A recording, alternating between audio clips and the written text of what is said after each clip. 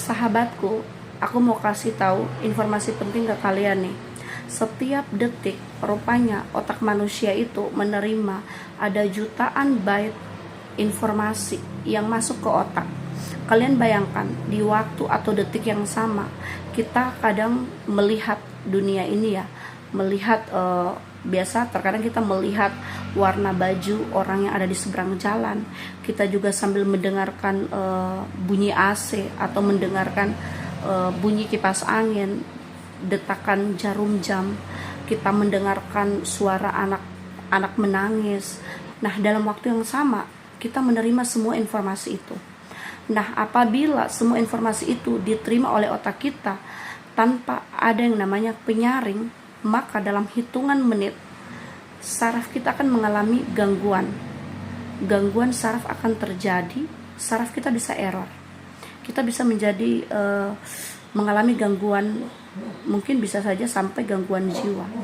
Tetapi maha besarnya Allah, maha kuasanya Tuhan yang maha menciptakan kita, otak kita ini diciptakan sekaligus dibekali dengan yang namanya RAS, RAS, Reticular Activating System.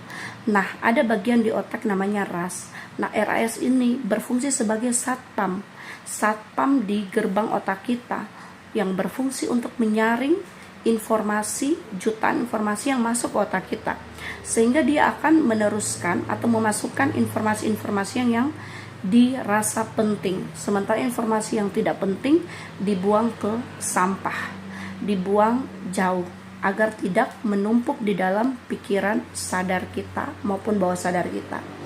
Nah, Reticular Activating System inilah yang berfungsi, teman-teman, menfilter jutaan informasi. Tetapi di sini RAS tadi ini tidak bisa membedakan mana informasi yang baik buat kita untuk dia masukkan, mana informasi yang tidak baik. Nah, untuk itu yang bisa membuat informasi itu penting atau tidak adalah tergantung fokus kita, fokus pikiran kita. Untuk itu teman-teman, dalam hal ini ketika kita bermanifestasi, maka penting sekali untuk menfokuskan pikiran kita ke hal-hal yang baik, hal-hal yang positif, atau hal-hal yang kita inginkan. Jadi semakin kita fokus, semakin paham RAS ini untuk mewujudkan apa yang kita pikirkan itu menjadi kenyataan atau menjadi realita.